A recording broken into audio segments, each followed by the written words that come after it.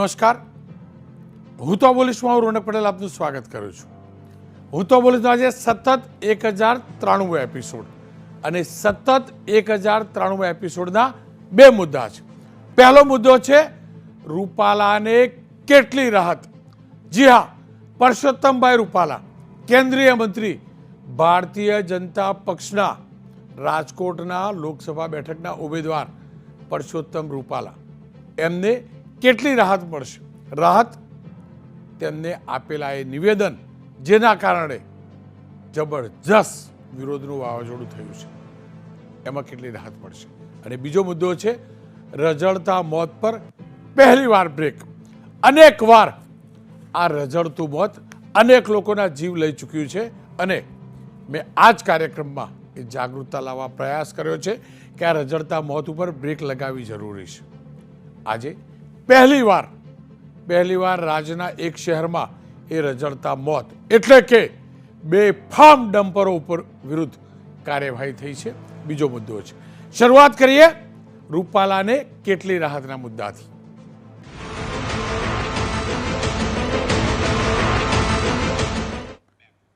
પરસોત્તમભાઈ રૂપાલાનું એ નિવેદન અને ત્યારબાદ ક્ષત્રિય સમાજમાં જબરજસ્ત આક્રોશ. તમામ એ નિવેદનને પણ જાણે છે અને આક્રોશને પણ જાણે છે અને આક્રોશ પાછળના કારણો પણ આપણે જાણીએ છીએ. આ વચ્ચે ચર્ચા એ વાતની છે કે શું રાજકોટ બેઠકથી પરસોત્તમભાઈની ઉમેદવારીના સ્થાને અન્ય કોઈને ઉમેદવાર કરવામાં આવશે, એટલે કે બીજેપી રાજકોટના ઉમેદવાર બદલશે. કારણ પણ એટલે કે બે બેઠકોના ઉમેદવાર અગાઉ બદલાઈ ચૂક્યા છે, બરોડા અને સાબરકાંઠા. અહીંયા કારણ અલગ છે. આ તમામની વચ્ચે પ્રદેશ ભાજપે આ વિરોધને હવે સમજ્યો છે અને એટલે જ આજે સી.આર. પાટીલ પ્રદેશ ભાજપના અધ્યક્ષ, તેમના નિવાસસ્થાને આજે બેઠક મળી અને બેઠકમાં ખુદ મુખ્યમંત્રી ભૂપેન્દ્રભાઈ પટેલ હાજર રહ્યા. એટલું જ નહીં, સરકારના પૂર્વ મંત્રીઓ હાજર રહ્યા કે જે ક્ષત્રિય સાથે જોડાયેલા હતા. આપ જોઈ શકો છો બળવંતસિંહને અને ભૂપેન્દ્રસિંહ ચુડાસમા, આપ જોઈ શકો છો સાંસદ ક્ષત્રિય સમાજમાંથી આ વખતે રાજ્યસભામાં ગયા એ સાંસદ છે. ક્ષત્રિય સમાજ સાથે જોડાયેલા પૂર્વ ગૃહરાજમંત્રી પ્રદીપસિંહ પણ હાજર હતા. કિરીટસિંહ રાણા પણ રહ્યા. બેઠક 2.5 થી 3 કલાક ચાલી. ફરીથી કહું છું, બેઠક માત્ર એક એજન્ડાને લઈને હતું કે આ જે વિરોધ થયો છે અને જે ક્ષત્રિય સમાજને જે દર્દ પહોંચ્યું છે એની ઉપર મલમ કેવી રીતે લગાડાય. પ્રદેશ ભાજપના અધ્યક્ષની સાથે સંગઠન મહામંત્રી રત્નાકરજી પણ હતા. આપ જોઈ શકો છો કોણ કોણ હતું. બેઠક કેમ થઈ ને કેવી રીતે થઈ. ગઈકાલે રાજ્યના મુખ્યમંત્રી ભૂપેન્દ્રભાઈ પટેલ દિલ્હીની મુલાકાતે હતા. દિલ્હીમાં ભારતીય જનતા પક્ષનો જે ચૂંટણી ઢંઢેરો છે કમિટીની બેઠકમાં તેઓ હાજરી આપવા ગયા હતા.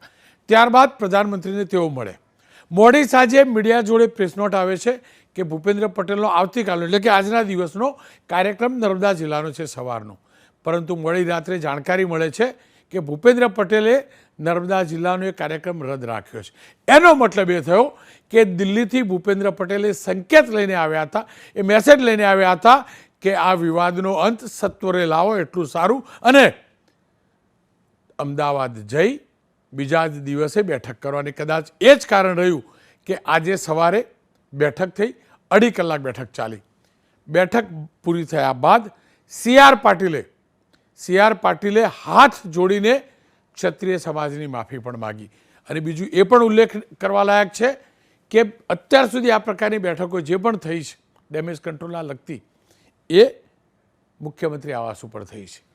પહેલી વાર મુખ્યમંત્રી ત્યાં પહોંચ્યા અને આ પ્રકારે બેઠક થઈ છે.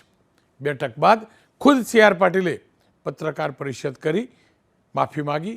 સાથે એક નિવેડા માટે આવતીકાલે ક્ષત્રિય સમાજના જે સંગઠનો છે, ક્ષત્રિય સમાજના 92 જેટલા સંગઠનો છે, તેમની સાથે એક બેઠકનું આયોજન કર્યું છે. આવતીકાલે 3 વાગે અમદાવાદના ગોતામાં આ બેઠક મળવાની છે. આપ જોઈ શકો છો આ જગ્યા છે, અહીંયા બેઠક મળશે અને ક્ષત્રિય સમાજની સંસ્થાઓની સંકલન સમિતિ છે એમની સાથે આ બેઠક હશે. એની પણ તેમને જાહેરાત કરી. આવો સાંભળી લઈએ સી.આર. પાટીલે શું કહ્યું. રાજકોટની સીટ ઉપર ભારતીય જનતા પાર્ટીના ઉમેદવાર શ્રી પરસોત્તમ રૂપાલાજી દ્વારા ક્ષત્રિય સમાજ માટેની એક ટિપ્પણીને કારણે એ સમાજની અંદર રોષ ફેલાયો હતો. શ્રી રૂપાલાજીએ લગભગ 3 વખત માફી પણ માંગી લીધી છે, પરંતુ હજુ પણ સમાજનો રોષ એ ઓછો થતો નથી. આજે ભારતીય જનતા પાર્ટીના સૌ આગેવાનો ભૂપેન્દ્રસિંહ, આઈ કે જાડેજા, બળવંતસિંહ, કેસરીસિંહ, આ બધા જ મહેન્દ્રસિંહ, આ બધા જ આગેવાનોની હાજરીમાં મુખ્યમંત્રીશ્રીની ઉપસ્થિતિમાં, સંગઠન મહામંત્રીશ્રી એમની ઉપસ્થિતિમાં અમે એક મિટિંગ કરી હતી કે સમાજમાં જે રોષ છે એ સ્વાભાવિક છે કે એમના માટે ટિપ્પણી થઈ હોય તો સમાજનો રોષ સ્વાભાવિક છે. પણ હવે અમે જ્યારે માફી માંગી છે તો ક્ષત્રિય સમાજ એક મોટું મન રાખીને અમને માફ કરે. પાર્ટીના સૌ આગેવાનો પણ એમનો સંપર્ક કરવાના છે. લગભગ ક્ષત્રિય સમાજની 92 લોકોની એક આખી ટીમ છે, સંકલન સમિતિ છે. એમને આવતીકાલે 3 વાગે એ મળવાના છે. એમનો રોષ હશે તે પણ સાંભળશે અને એમને સમજાવશે અને ધીમે ધીમે વાતાવરણ સરળ બને એના માટેના પ્રયત્ન કરશે અને આનો જલ્દીથી નિવેડો આવે એના માટે ભારતીય જનતા પાર્ટી તરફથી પણ આ પ્રયાસો શરૂ થયા છે. ક્ષત્રિય સમાજને મારી પણ હાથ જોડીને વિનંતી છે કે ભૂલ થઈ, ભૂલ માટે માફી પણ મંગાઈ છે. તો ક્ષત્રિય સમાજ હવે પોતાનો રોષ શાંત કરીને પાર્ટીની સાથે વર્ષોથી રહ્યા છે, તો પાર્ટીની સાથે જોડાય એવી હું અમને હાથ જોડીને આપણા માધ્યમથી વિનંતી પણ કરું છું.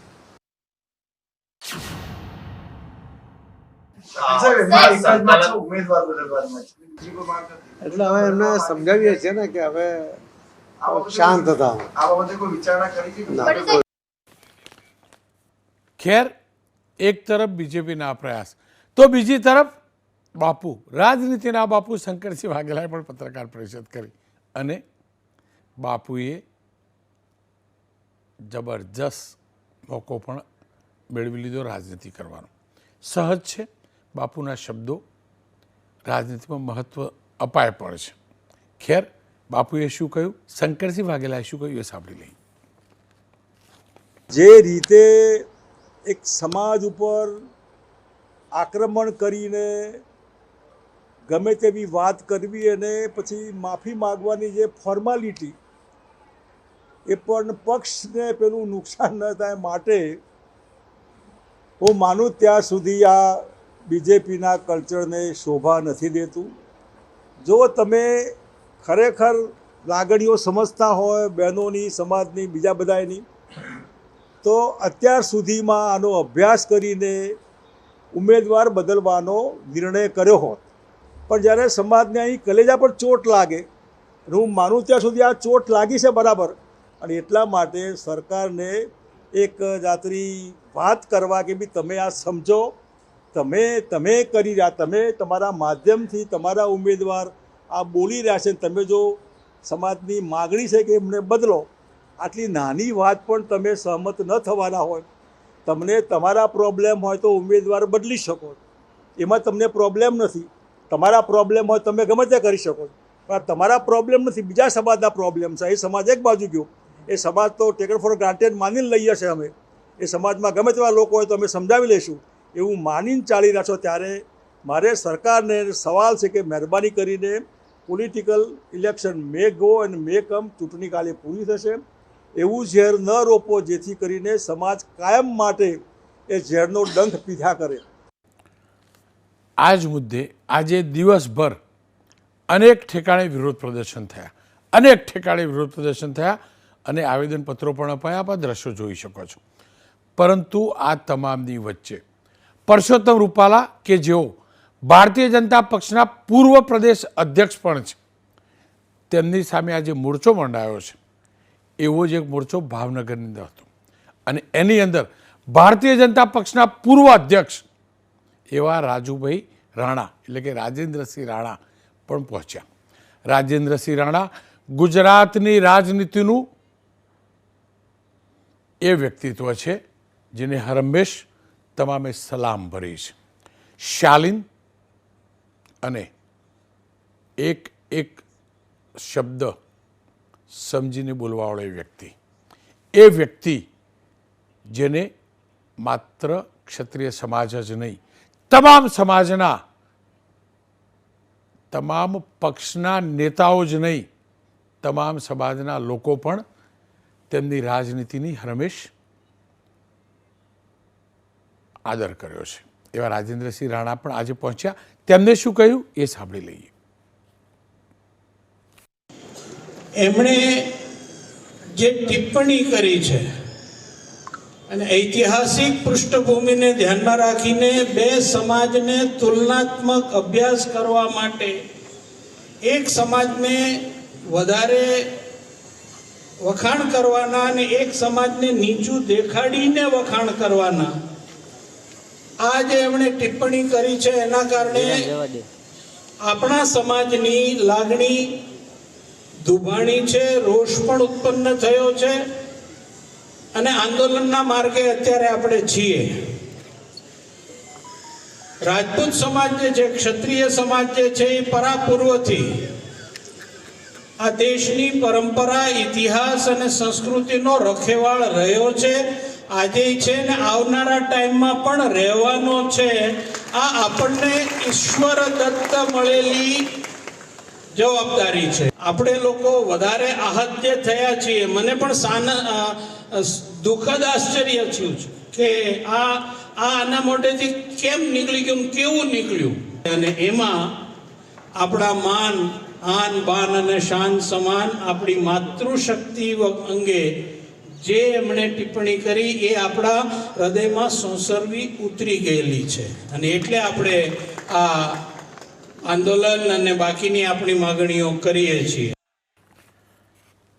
આ જ મુદ્દે ચર્ચા કરવા માટે મારી સાથે પદ્મિનીબાવાળા ક્ષત્રિય સમાજથી છે એ જોડાયા છે. રમજુભા જાડેજા મુખ્ય સંયોજક છે રાજપૂત સંકલન સમિતિના. મહારાજા રિદ્ધિરાજસિંહ રાજવી પરિવાર દાતા સ્ટેટ અને મહારાણી રૂકમણી દેવીજી ગોહિલ રાજપીપળા સ્ટેટ. બંને સાથે મેં વાત કરી છે, પરંતુ શરૂઆત કરીએ પદ્મિનીબા પાસેથી. પદ્મિનીબા, હવે અગાઉ જે બેઠક થઈ એ ભાજપના અથવા ભાજપ સાથે જોડાયેલા રાજપૂત સમાજના નેતાઓની બેઠક થઈ હતી અને એમાં એ બયાન આવ્યું હતું ને એમાં માફી હતી. હવે કાલે જે બેઠક થઈ રહી છે તે ભાજપના નેતાઓ ચોક્કસ છે, કારણ કે શાસક પક્ષ છે અને વિવાદ પણ પેલા ઉમેદવાર પણ ભાજપના છે. પણ હવે રાજપૂત સમાજની સંકલન સમિતિ સાથે બેઠક થઈ રહી છે. બંને વચ્ચેનો ભેદ આપ શું જોઈ રહ્યા છો અને તમને શું લાગે છે, કાલે આ વિવાદનો નિવેડો આવશે ખરો?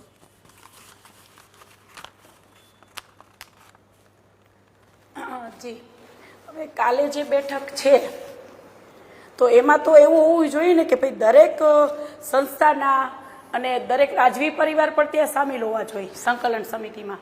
મને હજી સુધી કોઈ ફોન નથી કે સંકલન સમિતિમાં મને કોઈ હજી સુધી કોઈનો ફોન નથી આવ્યો, બરાબર છે, કે ત્યાં શેની મિટિંગ છે ને શું કરવાના છે, તો એ હજી મને જાણ છે નહીં. કરણી આપણે વીરભદ્રસિંહભાઈને પણ હજી ત્યાં ફોન નથી આવ્યો. તો 92 સંસ્થા કે છે તો 92 સંસ્થામાં અમે નથી, પહેલી વસ્તુ તો એ થઈ. એટલે ત્યાં જે બેઠક થશે એનો મને હજી કંઈ ખ્યાલ નથી, પણ હું એટલું કહી શકું છું કે ત્યાં જો બેઠક એવી જ હશે કે સમાધાનની વાત હશે, સમાધાન એક જ કે રૂપાલાભાઈની ટિકિટ રદ થાય તો જ, બીજી કોઈ અમે સ્વીકાર્ય અમને નથી. અને આપણે ગીતાબા પરમારે એક આજે નિવેદન આપ્યું કે 48 કલાકમાં જો અમને ન્યાય નહીં મળે તો જોહર ઉપર ઉતરેશું, તો હું એમની સાથે છું. આપ જોડાયેલા રહેજો. મારી જોડે રમજુભા જોડાયા છે. રમજુભા, કાલની બેઠકમાં કોણ કોણ સામેલ થવાનું છે અને કાલની બેઠકથી તમને શું અપેક્ષા? અવાજ ઓછો આવે છે રણકભાઈ.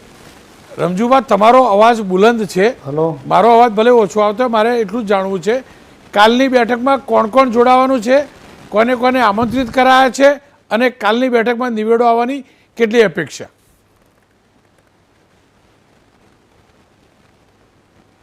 પહેલાં તો જે કાંઈ પ્રશ્ન છે એની લાગણીશીલતા અથવા તો એનું મહત્ત્વ આપ બરાબર સમજ્યા છો એ બદલ આપને પણ આપનો આભાર માનું છું. આવી જ લાગણીશીલતા જો પક્ષે રાખી હોત ને તો અત્યારે થોડીક સારી પરિસ્થિતિ હોત.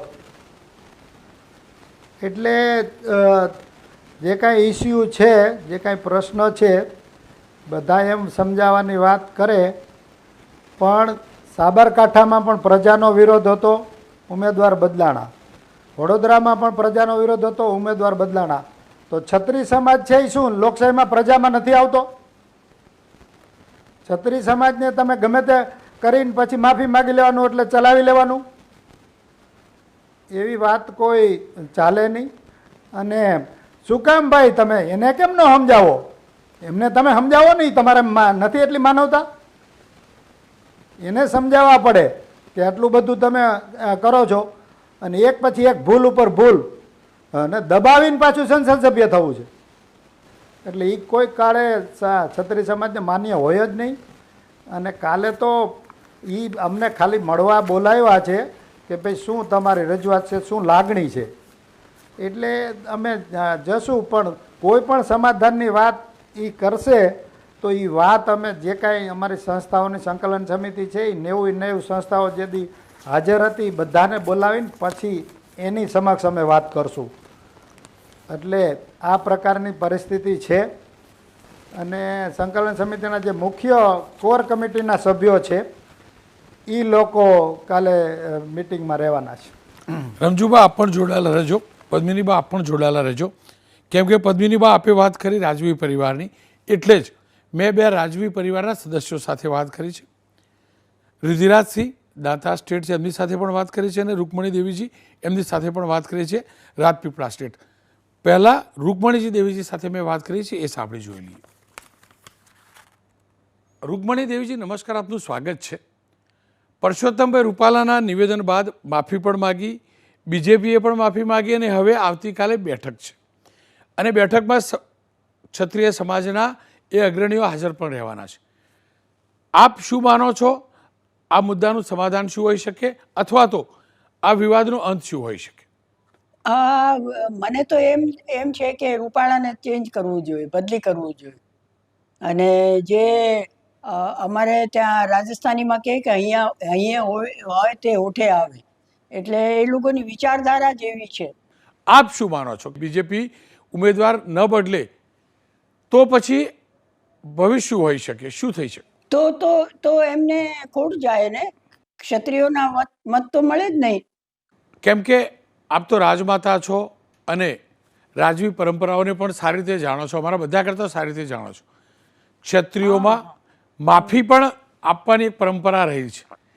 ના, એ માફી આપવાની પરંપરા છે, પણ ક્ષત્રિયોનો ખૂન હોય એટલે ઉકળી જાય ને, ગરમ થાય ને. સમાજના અગ્રણીઓ કાલે બીજેપીના નેતાઓની મળશે પણ ખરા, એમની બેઠક છે. આપ રાજપૂત સમાજના અગ્રણીઓને, રાજવી પરિવારના એક મોભી તરીકે કાલ માટે શું કહેવા માંગશો? ના, હું એ જ કહું છું કે રૂપાલાને બદલવા જોઈએ, કારણ કે નહીં તો એ લોકોના મત પર અસર પડે ને.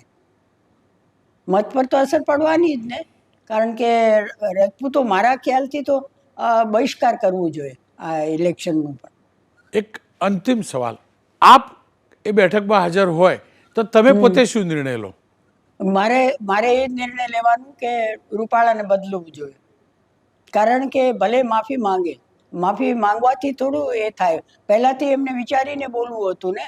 અને જે આજે એમ બોલે તો કાલે ઉઠીને એ ચૂંટાય તો એ ક્ષત્રિયો પ્રત્યે એમનું શું વલણ રહે?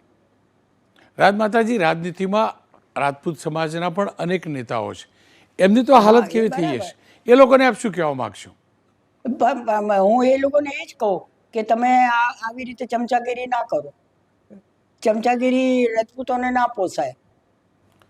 રિદ્ધિરાજસિંહજીએ શું કહ્યું એ પણ સાંભળી લઈએ. રિદ્ધિરાજસિંહજી નમસ્કાર, આપનું સ્વાગત છે. પરસોત્તમભાઈ રૂપાલાએ માફી માગી, બીજેપીના પ્રદેશ અધ્યક્ષે પક્ષ વતી માફી માગી, અને કદાચ ફરી એકવાર પણ પરસોત્તમભાઈ પણ માફી માગે અને પક્ષના નેતાઓ પણ માફી માગે. આ સંજોગોમાં આપ શું માનો છો? શું પરસોત્તમભાઈ રૂપાલાને રાજકોટથી બદલવા જોઈએ એ માગ પર સમાજે અડગ રહેવું જોઈએ. પરસોત્તમભાઈ રૂપાલાને ટિકિટ ન આપવી જોઈએ એ જે માગ છે રાજપૂત સમાજની, એ માગ પર સમાજે અડગ રહેવું જોઈએ કે પછી માફી આપવી જોઈએ? સાહેબ, એમાં એવું છે કે આઈ મીન એમાં બે તરકાની આપણે ડબલ સાઈડ આપણે કહી શકીએ એમાં. કેમ કે રૂપાલા સાહેબને આપણે કહીએ કે બદલે તો બીજી જગ્યાથી ઇલેક્શન લડી શકે છે, પણ રાજપૂત સમાજ તો આખા હિન્દુસ્તાનમાં છે. તો આપ આટલા વરિષ્ઠ નેતાને નિઃશક્તિ નહીં કરી શકતા, એમને કાઢી નથી શકતા. તો એના કારણે આપણે શાંતિથી જે સમાધાન થતું હોય અને રૂપાલા સાહેબનું એ માન સન્માન રહે, મારું એટલું જ છે. કેમ કે આટલા વરિષ્ઠ નેતા છે અને રૂપાલા સાહેબનું માન સન્માન રહે અને અમારા રાજપૂત ભાઈઓનો માન સન્માન રહે. અને રાજપૂત ભાઈઓ હવે એ વાત છે કે અમુક માણસોએ એવું કમેન્ટ કર્યું છે કે રૂપાલા સાહેબને કોઈ દિવસ માફ ના કરાય, પણ એવું હું માનતો નથી. કેમ કે એક વસ્તુ એક હાદસો તરીકે આપણે ગણીએ આને. એક હાદસો જ્યારે કોઈ મોઢામાંથી નીકળે અને એના ઉપરથી કોઈ પ્રશ્ન આવી જાય તો પછી એના હિસાબ જ રાખવું પડે. એમાં આપણે વધારે ઊંડા પડીએ અને રાજનીતિક મુદ્દો બનાવીએ એ હું નથી વિચારતો. પણ હા, રાજપૂત મારા બહેનો છે, ભાઈઓ છે, બધા છે, એનું માન સન્માન રહે એટલું. પદ્મિનીબા, જો એક હકીકત છે, સમાજના નેતાઓ અને રાજનેતાઓ વચ્ચે બહુ મોટો ભેદ છે. એ કોઈ પણ સમાજ હોય, એ હકીકત છે કે સમાજના નેતા માત્ર સમાજ પૂરતા હોય છે ત્યારે માત્ર સમાજ સાથે રહે છે, પણ જ્યારે રાજનેતા બને છે એટલે પાર્ટી પણ જોડાઈ જાય છે. આ સંજોગોમાં રાજપૂત સમાજના નેતા અને રાજનેતા એમને આ બંનેને શું અપીલ કરવા માગશો? બંનેને એ જ અપીલ છે કે ક્યાંક ને ક્યાંક બધાએ દિલગીરી એક વ્યક્ત કરવી જોઈએ કે જે પણ રૂપાલાભાઈ આ બોલ્યા છે એને માફી આજે પણ નહીં, માફી કાલે પણ નહીં. અને જે આ સંકલન સમિતિ જે કહી રહી છે તો એમાં પણ જો એ ડિસિઝન આવશે તો અમને તો સ્વીકાર્ય નથી જ. કદાચ સંકલન સમિતિ એમ કહી દે કે ભાઈ હાલો અમે માફ કર્યા તો અમે એમની સાથે નથી. બરાબર છે? આજે માફ નહીં કરીએ અને કાલે પણ માફ નહીં કરીએ, અમારું તો આંદોલન ચાલુ જ રહેશે. હા, એક જ વસ્તુ ઉપર માફી કે રૂપાલાભાઈની ટિકિટ રદ થવી જોઈએ. જી. રમજુબા મારી સાથે જોડાય. રમજુબા, અંતમાં આપને શું લાગી રહ્યું છે? આપનો અનુભવ શું કહે છે? આપ આ રાજનેતાઓને પણ જાણો છો, સમાજ સાથે જોડાયેલા રાજનેતાઓને પણ જાણો છો, સમાજના અગ્રણીઓને પણ જાણો છો, પોલિટિકલ પાર્ટીઓને પણ જાણો છો. આપનો અનુભવ શું કહે છે? કાલે આ મુદ્દે કોઈ હલ આપને દેખાઈ રહ્યો છે?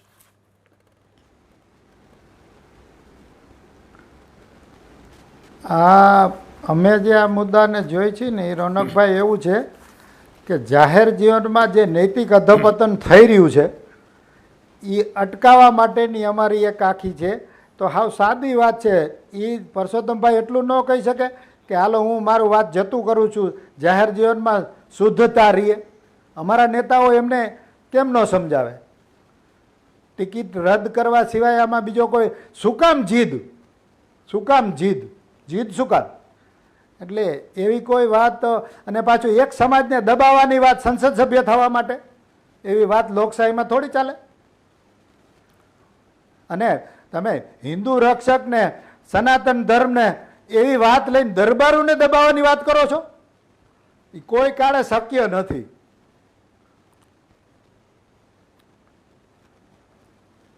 આપની કોઈ પક્ષના નેતાઓ સાથે વાત થઈ જે સમાજ સાથે જોડાયેલા હોય? હા, એટલે એ તો અમે કાલે મળવાના છીએ ને, આના પહેલાં કોઈ વાત નથી થઈ. કાલે એને મળવા બોલાવ્યા છે એટલે મળશું, પછી એમની વાત સાંભળશું. અમને એને સમજાવવાના હોય તો અમે એ પણ કહી શકીએ ને કે ભાઈ તમે એમને સમજાવો. હાવ સિમ્પલ વાત છે, એમને સમજાવવા પડે ને, એને શું કામ જીદ?